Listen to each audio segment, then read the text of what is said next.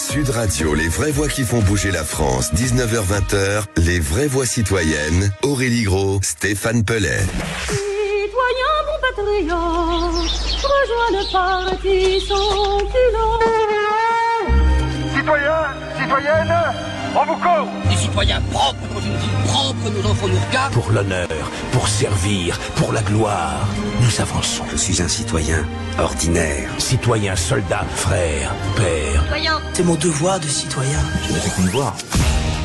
On est ravis de vous retrouver, les vraies voix citoyennes. Ça va, Philippe David? Ça va très bien, et vous? Oui, très bien. Et on accueille comme tous les lundis Aurélie Gros et Stéphane Pellet, les cofondateurs et présidents du G500. Ça va, les amis?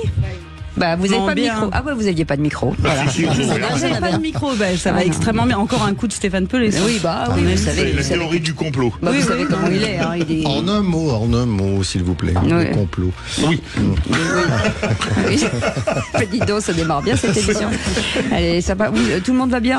Très très bien. Je crois que la semaine dernière, Aurélie Gros a été reçue à la présidence de l'Assemblée nationale, puisqu'on avait fait le tour, vous savez, le Sénat, le Premier ministre, etc. Ça y est, tout le monde a les 40 résolutions.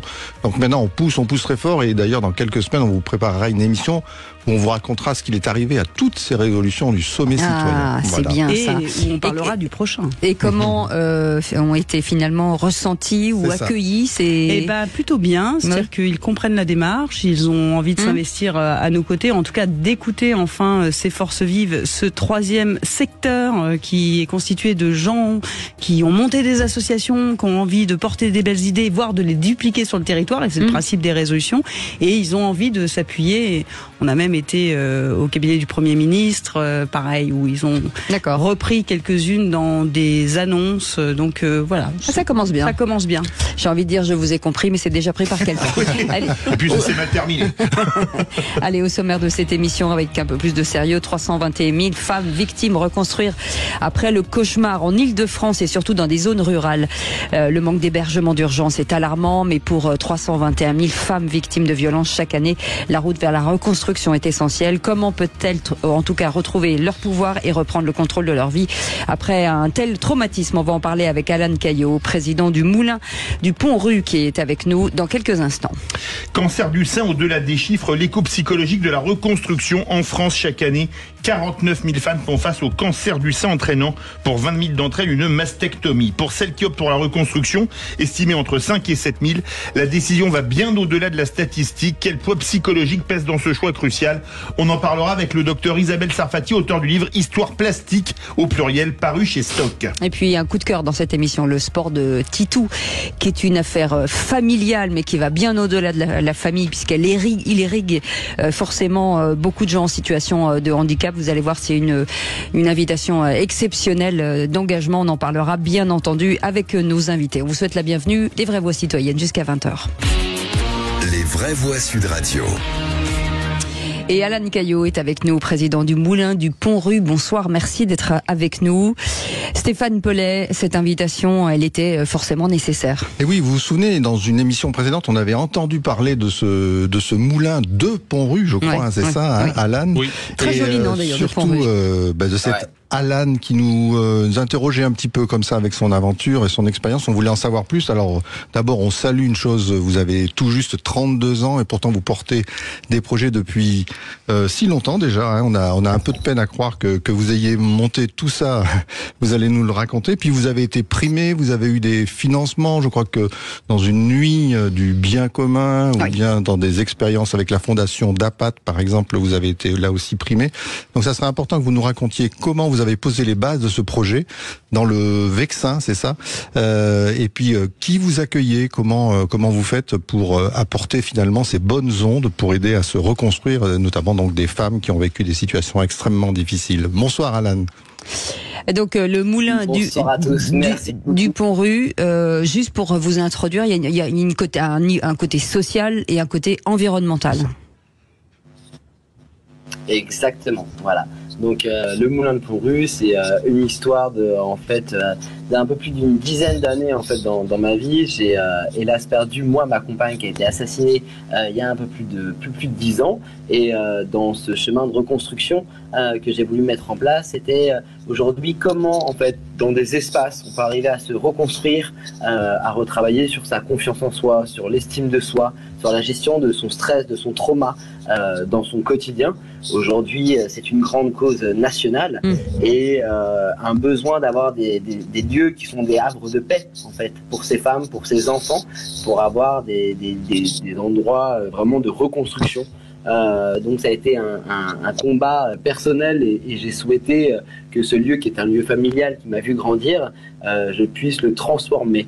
Il est en plein milieu du cœur du Vexin français et c'est un vrai lieu qui est sur une île dans un ancien moulin du XVIIIe siècle que j'ai totalement rénové avec la cofondatrice Nathalie Guillaume, et c'est un vrai souhait pour nous aujourd'hui. Donc on accompagne plusieurs centaines de femmes chaque année en fait sur des parcours où on les aide à se remobiliser dans leur vie active et où on travaille de manière, je dirais, un peu différente de ce qui peut se faire dans du droit commun. Nous, on fait un gros travail de séjour, de remobilisation, donc d'aller travailler en elles et de désidentification entre elles et ce qu'elles ont vécu. Elles ne sont pas le trauma, ce sont ces femmes, ces mères de famille qui, au quotidien, ont un besoin d'arriver. Vous m'entendez bien ? Oui, on vous entend. On a un petit problème de son en fait. Petit fond, oui, c'est pour ça. Il y a un petit ronronnement derrière vous et on est en train d'essayer de gérer le problème. Et on vous laisse finir pour bien comprendre à quel moment il est parti. Il va le prendre par téléphone a priori. C'est pour ça parce qu'il y avait vraiment un bruit de fond. Il faut dire une chose, Cécile et Philippe et Aurélie, Isabelle.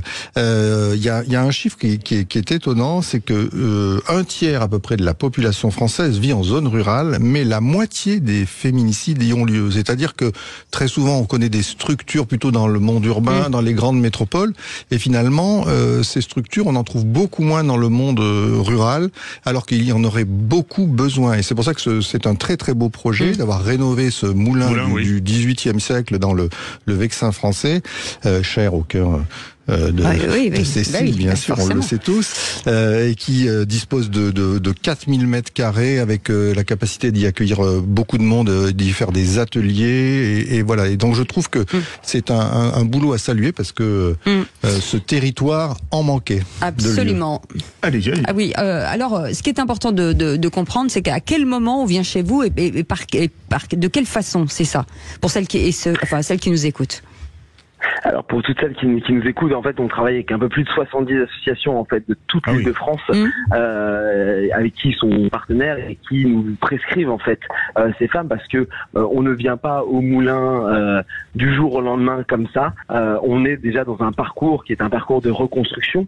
Aujourd'hui, vous l'avez dit, le besoin que nous avons en ruralité est énorme. On peut donner des chiffres, un peu plus de 55% des violences qui sont faites envers les femmes se font en ruralité, alors que en fait typiquement le nombre de féminicides est 3 fois plus important en ruralité qu'en ville, parce que moins de dispositifs, moins de possibilités d'accès à cause de la mobilité, et aujourd'hui c'est un grand frein, et le moulin propose ces espaces qui sont des espaces de rebond, qui sont accompagnés avec plus d'une vingtaine de salariés et une vingtaine de prestataires.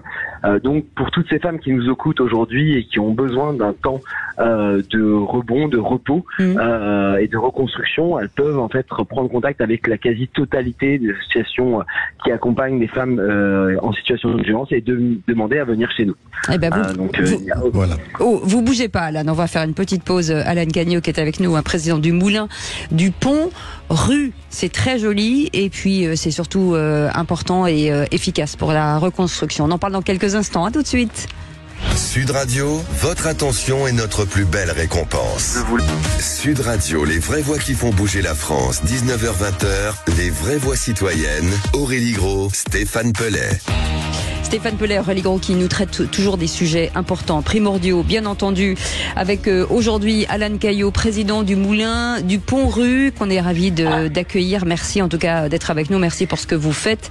Et ce lieu finalement d'échange, de sérénité, lorsque les femmes, et Aurélie a raison de nous le dire il y a 2 secondes hors antenne, pas que pour les femmes, mais aussi des jeunes. Combien de temps la prise en charge finalement, elle dure combien de temps ? La prise en charge chez nous, elle est en fonction des besoins. Elle peut aller de quelques semaines à plusieurs mois. Aujourd'hui, on sait très bien que les femmes en situation de violence, surtout conjugale, font en moyenne 7 allers-retours avec leur conjoint. Donc c'est nous comment on arrive à leur redonner la force pour diminuer en tout cas ces allers-retours qui se font vers le conjoint violent et arriver à sortir de cet espace de violence. Emprise. Donc cette emprise, exactement. Donc nous, on a monté en place ces séjours. On est aussi un accueil de femmes aujourd'hui en ruralité. Donc ça permet à ces femmes, au lieu de faire des dizaines et des dizaines de kilomètres pour aller en ville pour avoir un accompagnement, on a mis en place avec une structure qui s'appelle Woman Safe, un accueil en pluridisciplinarité, donc avec un accompagnement social, juridique, des groupes de parole, mais aussi un accompagnement aussi en psychotrauma, pour aller en profondeur sur ce travail-là. Alan Caillot, on a un témoignage. Bonsoir Marie. Marie ? Oui, vous m'entendez ? Oui, on vous très entend bien, bien. Marie. On vous entend est très ravis bien. de vous accueillir sur Sud Radio. Merci. On est ravis de vous accueillir. On veut entendre votre témoignage, notamment de ce que vous avez vécu, et on vous écoute. Écoute, moi, ça a été quelque chose de très particulier. C'était comme un nouveau départ. Après, effectivement, l'auteur était incarcéré, donc j'avais déjà fait un travail. Mais ça a été 2 ans de solitude où j'ai appelé constamment des associations au niveau des forces de l'ordre. J'avais vraiment aucune aide. Et à partir du moment où j'ai passé cette semaine dans ce lieu, ça a été vraiment... Excusez-moi, je suis un peu émue. On vous écoute. Prenez votre temps. Prenez votre temps, on vous écoute. Tout va bien. Et si ça va pas, on repart avec Alan, mais prenez votre temps. Non, ça ira. Merci. C'est un pied à l'étrier, en fait. Il y a beaucoup que ce soit au niveau du staff ou des personnes qu'on rencontre là-bas. C'est vraiment un lieu magique que je conseillerais à tout le monde si on en a envie, parce que c'est beaucoup de force. Il y a beaucoup de force. On apprend à vivre, à respirer, à manger. Voilà, ça m'a beaucoup aidé. Ça s'entend pas là, mais.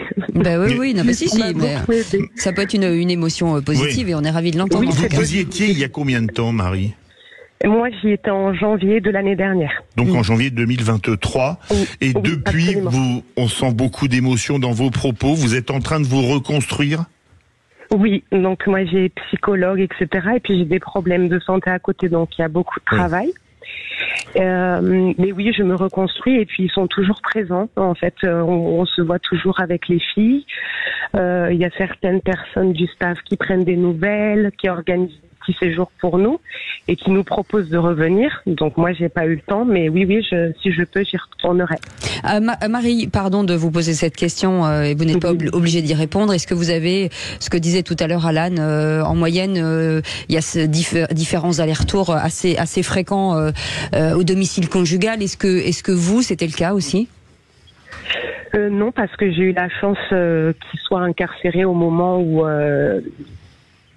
j'ai été au séjour. Donc le travail était déjà fait. Mais c'est vrai que les 2 ans d'avant, ça a été très compliqué parce que de toute façon, j'avais aucune sécurité si j'étais obligée d'y retourner, en fait.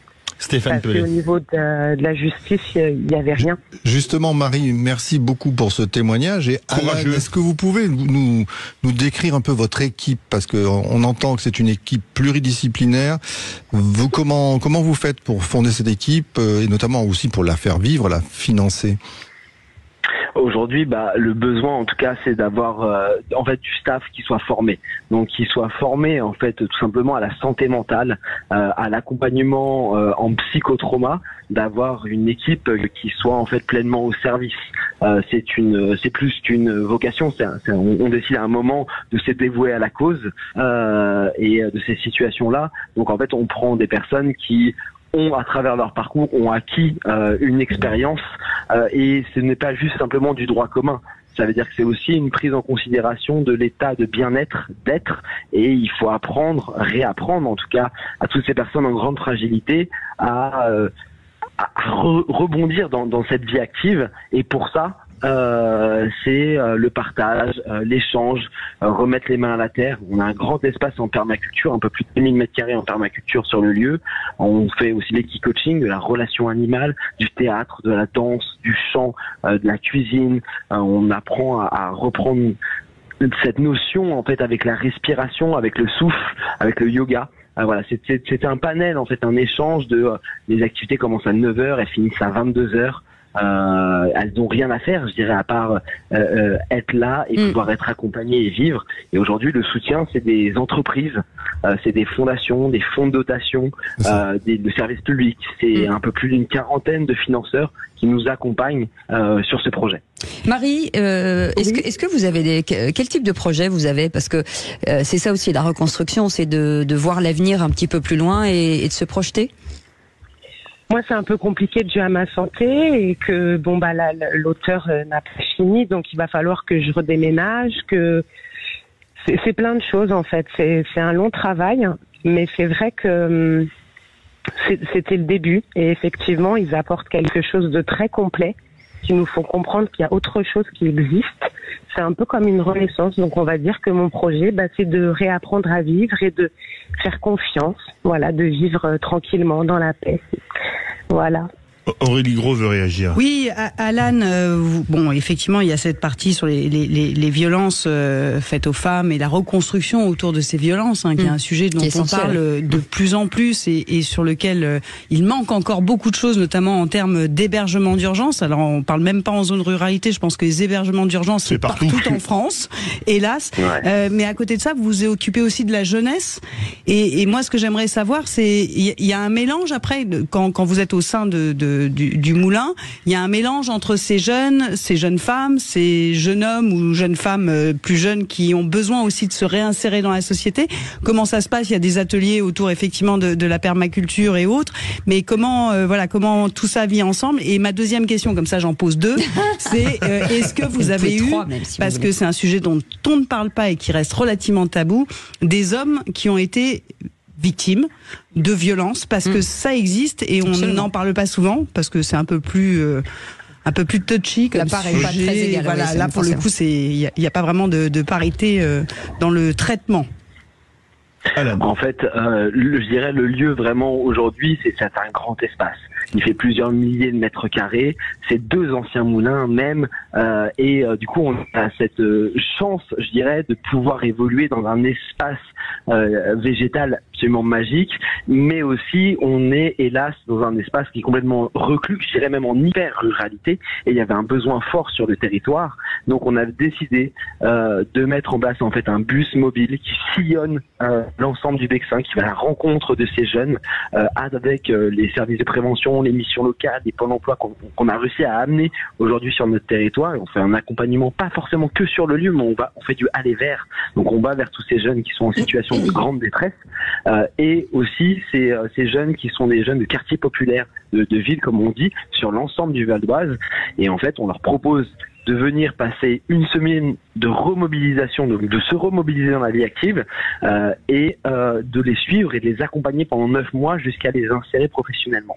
Mais ce qu'on fait particulièrement avec ces femmes, ces mamans, on s'occupe aussi de leurs enfants. Ah oui. Et donc pendant qu'elles sont chez nous, on s'occupe et on met en place des séjours pour leurs enfants dans un autre lieu, pour pas que les mamans et les enfants soient en même temps, pour que le travail puisse se faire vraiment en profondeur à quelques kilomètres. Donc il arrive quoi que ce soit, il n'y a aucun souci.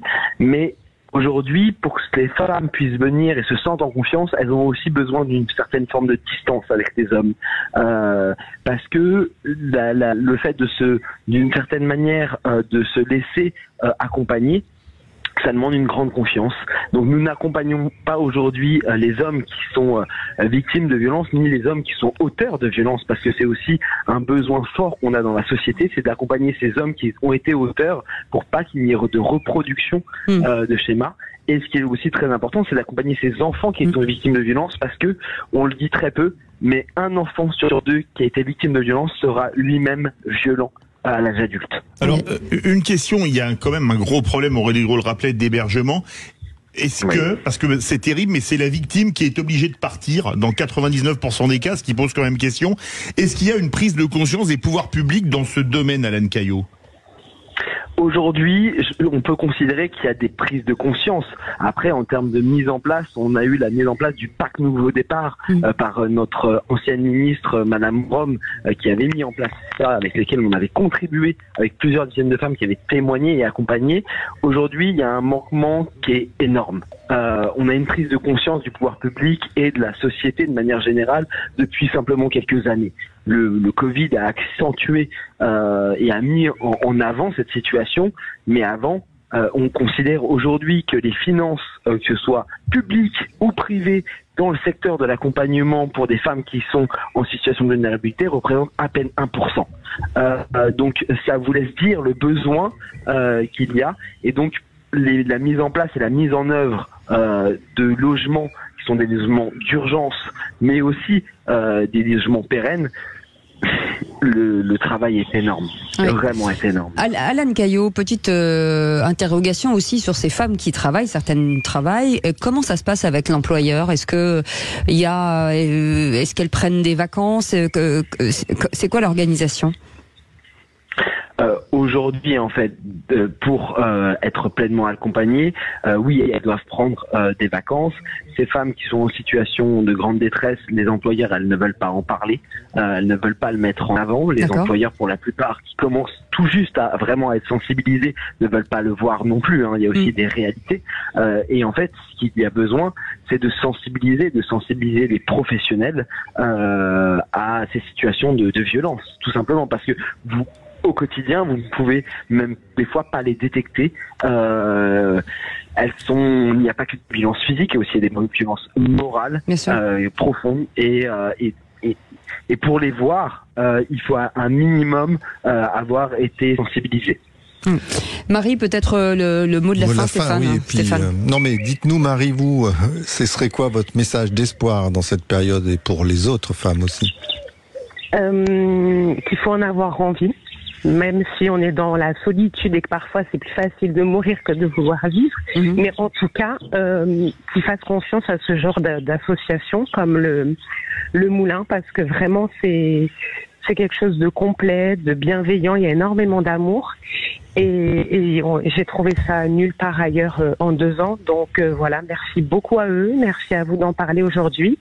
Et il faut se battre, il faut lever la tête, il faut pas se laisser faire. Et c'est vrai que c'est difficile, la justice, la police, c'est dur d'affronter tout ça parce qu'on doit se battre contre tout le monde en fait. Mais voilà, il y en a qui sont là pour nous et on peut leur faire confiance. Merci beaucoup, en tout cas, Marie, et on vous souhaite le meilleur. Forcément, c'est devant vous, ça c'est sûr. Ne lâchez rien du tout. On vous embrasse très fort. Merci beaucoup, Alan Caillot, d'avoir été avec nous. Et peut-être rappeler le site pour les dons. Oui. Je me permets de rappeler le site pour les dons, c'est le www.moulindepontrue.com. Et je voudrais juste te dire aussi quelque chose, c'est que j'ai un grand rêve, c'est de montrer le premier centre de rebond à temps long pour les femmes et enfants victimes de violences en Europe, qui n'existe pas aujourd'hui, et j'ai ce projet-là. Alors si vous êtes entrepreneur ou grand donateur, n'hésitez pas à nous contacter pour pouvoir mener à bien ce projet fou. Bravo. Et ben voilà, le message est passé. Merci pour ce que vous faites. Merci. Et Marie, on vous embrasse très très fort. Dans un instant, un sujet passionnant aussi, le docteur Isabelle Sarfati, auteur de ce livre Histoire plastique paru chez Stock. On en parle dans un instant, on parle du cancer du sein et surtout de cette reconstruction aussi. À tout de suite. Sud Radio. Parlons vrai. Sud Radio, parlons vrai. Sud Radio, parlons vrai. Parlons vrai. Parlons vrai. On me retirait ma glande mammaire et on me retirait ma maladie, mais on me retirait pas mon sein. Et donc il était essentiel pour moi qu'il retrouve sa forme et qu'il retrouve sa place dans mon corps. Le parcours de cette reconstruction, c'est pas un long fleuve tranquille. Un sujet touchant évidemment, le cancer du sein et les fameuses mastectomies, c'est-à-dire les ablations du sein. Aurélie Gros.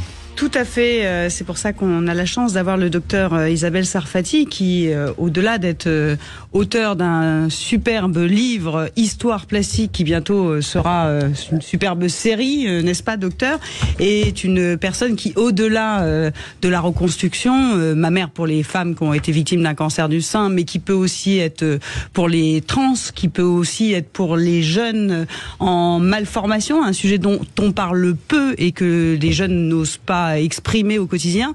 Voilà, elle se bat aussi pour reconstruire ces femmes, parce qu'à travers la chirurgie plastique, c'est une reconstruction psychologique aussi de toutes ces personnes qu'en ont besoin, et ça démontre, comme elle le dit si bien, peut-être d'un changement de société, en tout cas de vision de la société, et ça fait évoluer aussi.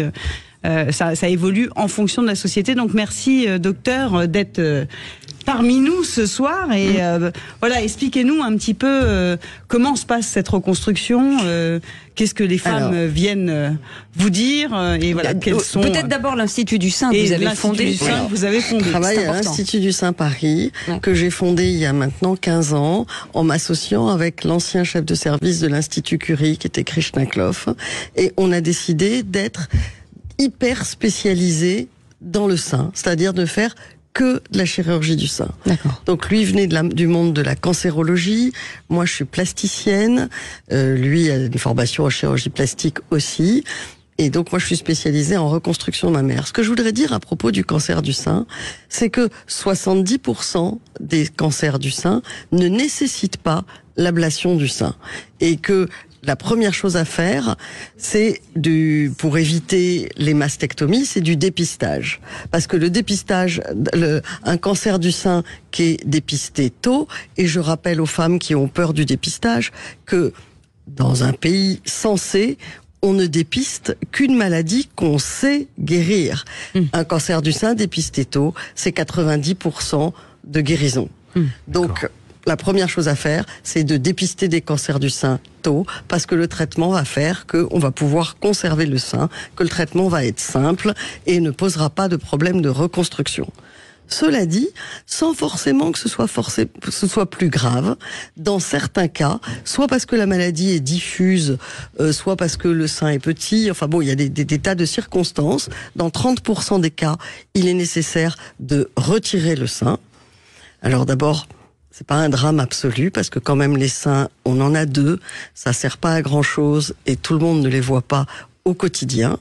Néanmoins, il y a des techniques de reconstruction qui maintenant sont assez au point et qui permettent de reconstruire de façon assez efficace les personnes à qui on a été obligé de retirer un sein pour sauver la vie. Oui.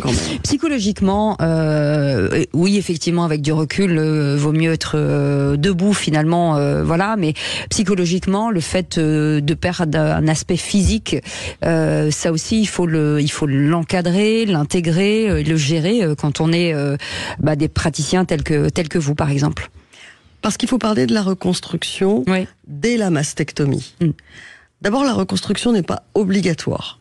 C'est-à-dire qu'on parle beaucoup, les bouffants féministes parlent beaucoup de reconstruction à plat, qui est de dire, bon, on va enlever un sein, on va pas forcément le reconstruire, parce que c'est pas un désir de tout le monde, et que on peut faire quelque chose d'assez joli à plat. Il y a plein de femmes qui font des tatouages dessus, ou qui sont assez créatives là-dessus.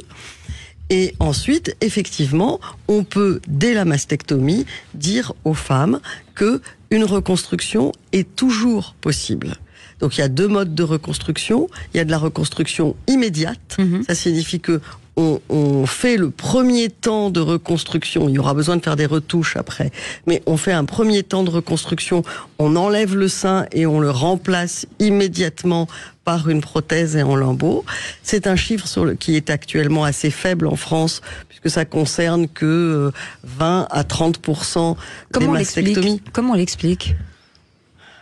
Parce que ça prend du temps et de la technique de reconstruire un sein. Je suis pas persuadée que le ratio des médecins et des plasticiens, etc., a été bien calculé. On voit qu'on manque de gynéco, qu'on manque d'ophtalmo, qu'on manque de dermato.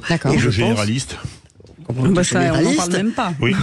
Et qu'on manque de plasticiens. Normalement, il devrait y avoir des plasticiens dans tous les services où on en a besoin. Et aujourd'hui, une femme qui doit subir une ablation des seins, on l'informe systématiquement aujourd'hui dans tous les établissements qu'elle peut avoir cette reconstruction, ou des fois on l'informe. Est-ce que vous avez des cas de femmes qui viennent et qui n'ont pas vraiment été informées? Bien sûr. Je pense qu'on ne communique pas beaucoup. C'est compliqué dessus. Parce que lorsqu'on annonce à quelqu'un qu'elle a un cancer du sein, il y a quand même, d'abord le ciel lui tombe sur la tête, c'est quand même un diagnostic le plus souvent d'une mammographie, c'est-à-dire que vous rentrez faire un examen de dépistage et que on vous annonce que vous avez un cancer.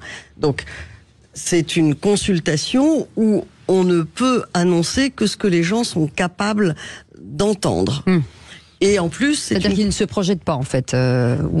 C'est très variable. Ouais. Il faut vraiment s'adapter à la personne. Enfin, moi, je suis pas cancérologue, c'est pas moi qui suis responsable des consultations d'annonce, mais je sais, parce que je discute beaucoup avec les femmes en reconstruction, de qu'est-ce qui s'est passé lors de l'annonce. On n'a pas l'esprit très clair pour entendre tout. Néanmoins, il est systématiquement dit qu'une reconstruction est faisable, soit en immédiat, soit en différé. Maintenant, on n'a pas forcément le temps de s'étendre sur les modalités de reconstruction, parce que là, on en est aux modalités de traitement. Or, la reconstruction, faut quand même traiter d'abord. Oui, c'est un deuxième temps. Oui, Docteur Sarfati, on a parlé d'une actrice très célèbre, Angelina Jolie, qui a fait une double mastectomie préventive, puisqu'elle avait perdu sa mère et sa grand-mère, parce qu'il y a un type de cancer du sein qui est génétique, et elle avait malheureusement pour elle le mauvais gène. Est-ce que c'est quelque chose qui se développe, ces mastectomies préventives, avec ou sans reconstruction ? Alors, en général, c'est toujours avec reconstruction, la mastectomie préventive. La mastectomie préventive, on garde l'étui cutané, on garde l'aréole et le mamelon. L'étui cutané, c'est la... Si vous voulez, le sein, il y a la peau, l'aréole et le mamelon, et la glande mammaire. D'accord. Le but est, en préventif, d'enlever la glande mammaire en gardant la peau, l'aréole et le mamelon. Et de remplacer cette glande mammaire, et c'est de la reconstruction immédiate, toujours en mastectomie prophylactique. D'accord. Et donc, dans ces cas-là, on fait une reconstruction en même temps qu'on l'enlève. Angelina Jolie a beaucoup fait bouger les choses, parce qu'elle a mis un coup de projecteur sur ces femmes qui ont un risque très élevé d'avoir un cancer du sein. Donc, qui sont-elles? Il y a des femmes qui ont une mutation avérée.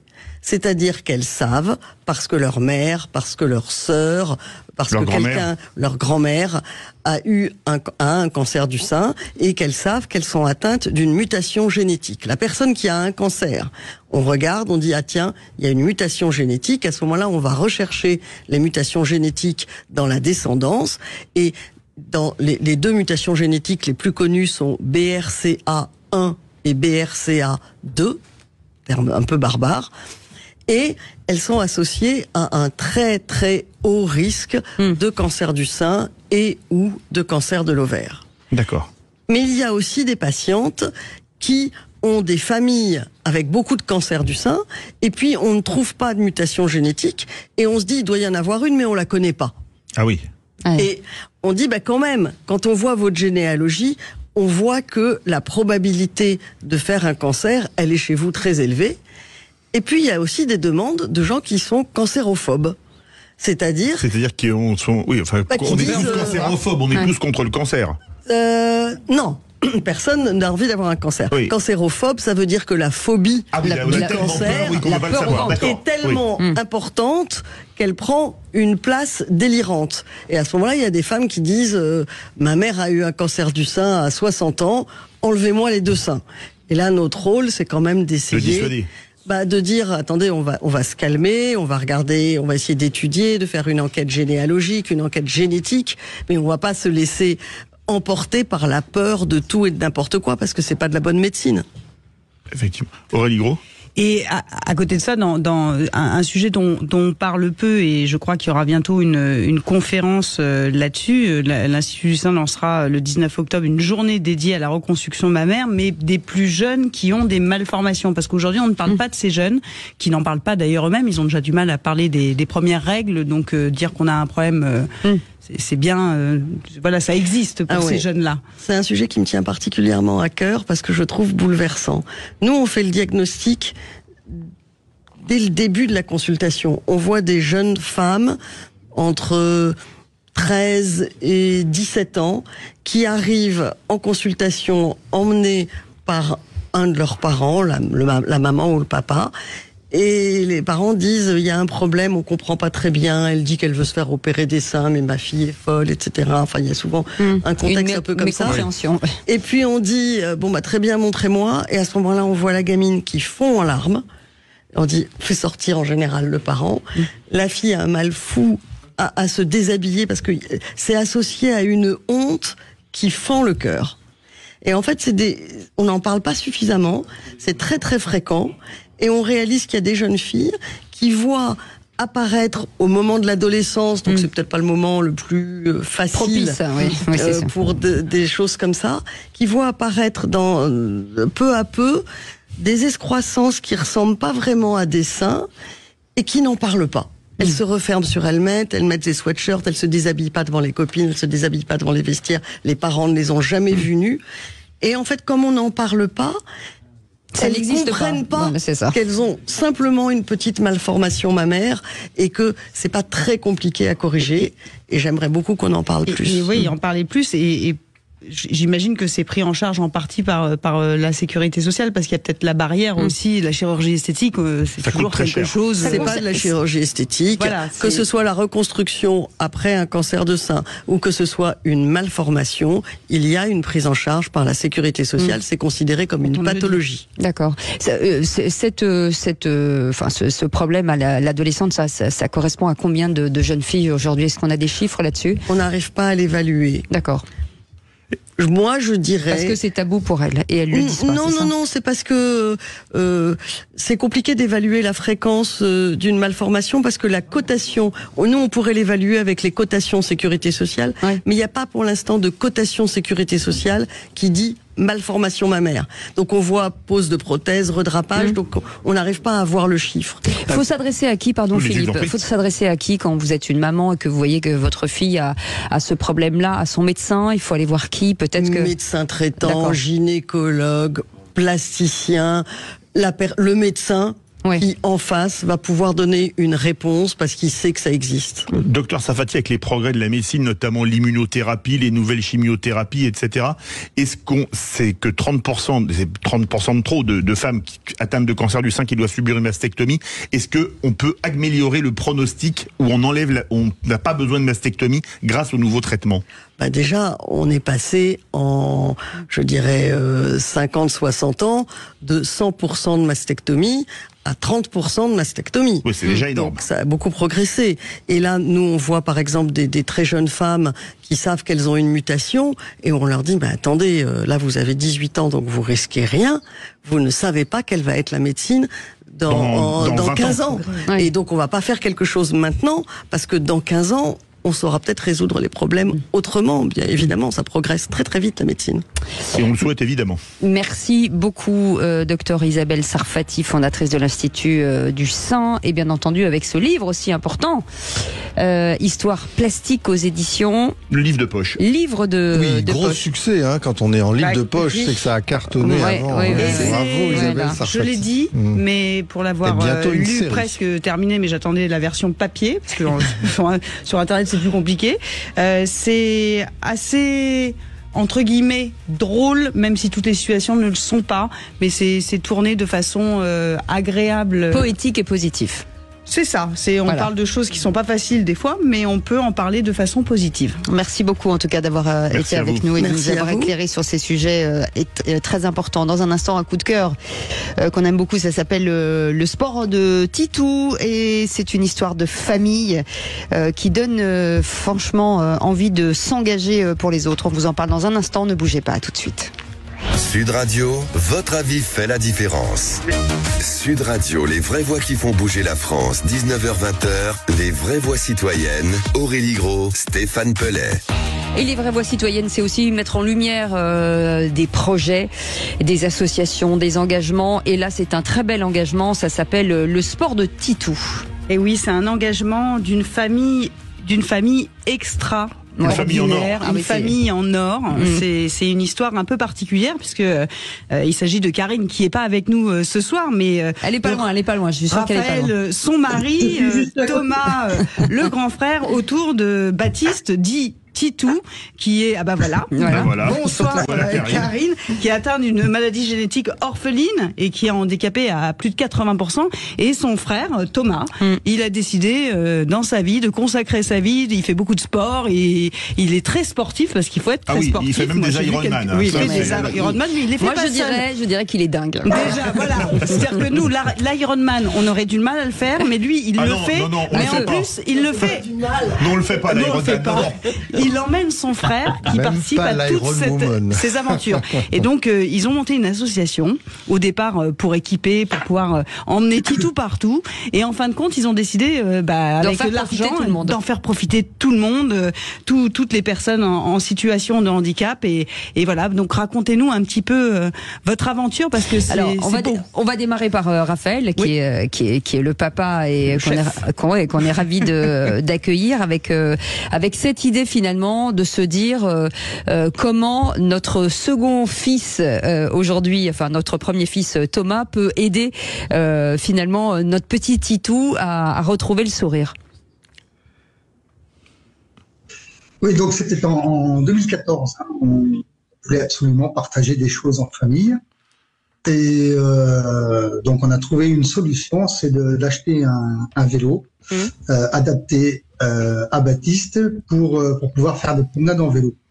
Et tout de suite après, Thomas a vu le film de Toutes nos forces, qui est un film où un papa fait des Ironman avec son fils handicapé. Et donc Thomas nous a dit tout de suite, mais moi c'est ça que je veux faire avec mon petit frère. Donc l'aventure est partie de là. Donc on a créé une association au départ pour pouvoir financer le matériel pour handicapés qui coûte extrêmement cher. Et puis donc après il nous restait un petit peu d'argent. Donc on a dit autant en faire profiter tout le monde. Donc l'association a perduré. L'association est aujourd'hui reconnue d'intérêt général et on fait faire du sport aux enfants handicapés qui sont placés dans des centres. Alors, mon cher Thomas, quand on vous voit, vous avez l'air moins costaud que votre père. Quand on voit votre maman, on se dit que c'est votre papa, c'est votre maman. Mais moi, quand je vois ce que vous arrivez à faire, je pense que vous êtes l'enfant caché de Stallone et de Schwarzenegger. Est-ce que vous nous expliquez comment vous arrivez à faire ça avec votre frère en plus? Je pense que ce que j'arrive à faire, en fait, je tire plus du lien fraternel que je peux trouver entre lui et moi. Je pense que c'est une histoire de mental et de motivation plutôt qu'une histoire physique. L'entraînement, il vient avec, mais la première chose à avoir, c'est la motivation et l'envie de se lancer dans ce genre de défi un peu fou. Mais étant donné que j'ai toujours été très proche de mon frère Baptiste, ça a toujours été une évidence pour moi de me lancer dans ce genre d'expérience. Ça a généré quoi chez lui? Beaucoup de bonheur. C'est sûr que Baptiste, il est extrêmement, il démontre beaucoup d'émotions en fait. Et c'est vrai que à chaque fois qu'on franchit une ligne d'arrivée, à chaque fois qu'on fait quelque chose, du sport ou quoi que ce soit, il est toujours à fond et avec le sourire jusqu'aux oreilles. Il a toujours la banane. Et ça, c'est aussi notre source de motivation numéro 1 à nous trois avec mes parents. Le prochain projet, c'est quoi? Alors là, pour l'instant, c'est un petit peu en stand-by. Il y aura quelques triathlons assez petits, du taille S et M, pour l'année qui arrive. Après, on commence déjà un peu à réfléchir à un prochain Alpha Ironman, pourquoi pas. Ouais. Et avec vous finalement, Raphaël, lorsque vous voyez votre fils, parce que c'est tout ça aussi qui fait que cette association est devenue d'intérêt public aujourd'hui, quand vous aidez les autres, le retour est j'imagine formidable. Oui, c'est voir tous ces enfants qui ont très souvent beaucoup de mal à montrer leurs émotions. De les voir heureux dévaler une piste de ski ou faire du karting, des kartings biplaces, c'est extraordinaire parce que là, on voit qu'ils sont heureux et bah, c'est des victoires à chaque fois pour nous. Juste un petit mot, puisqu'on a très peu de temps, finalement, pour vous aider financièrement, on vous envoie de l'argent où ? Alors, on a une page Facebook, le sport de Titou. Et donc là, vous pouvez nous contacter via la page Facebook, le sport de Titou Régent. Et puis donc ensuite, ouais, les dons, on expliquera comment faire des dons pour l'association. Ah, voilà, et on vous réinvitera bien entendu dans peu de temps pour qu'on ait plus longtemps. On n'ira peut-être pas faire d'Ironman nous par contre. Moi Philippe, je le sens moyen. Philippe, on t'a désigné Philippe, c'est trop tard. Oui, écoutez, vous voulez vous débarrasser de moi. Philippe, un petit régime, voilà, vous achetez des baskets et vous faites un effort. Je vous dis moi. Voilà. On vous attend en 2025. Oui, d'accord. Je vous envoie Philippe. Je vous envoie Philippe Elle David. veut se débarrasser de moi. Allez, merci beaucoup. On vous embrasse. Le sport de Titou, Karine, bien sûr. Baptiste, Raphaël et Thomas, on vous embrasse très fort. Merci beaucoup Stéphane Pellet, merci beaucoup Aurélie Gros. Merci à tous les deux. On vous retrouve lundi. Citoyen. Voilà, c'est ça. On vous retrouve lundi prochain avec grand plaisir. Allez, dans un instant. On va parler rugby avec Sud Radio Rugby. Oui. Et tout de suite, Sud Radio à votre service. Et on vous retrouve pour les vraies voix demain à 17h. Salut, bonne soirée. Sud Radio à votre service. Avec Fiducial, une offre globale de services proches des entreprises.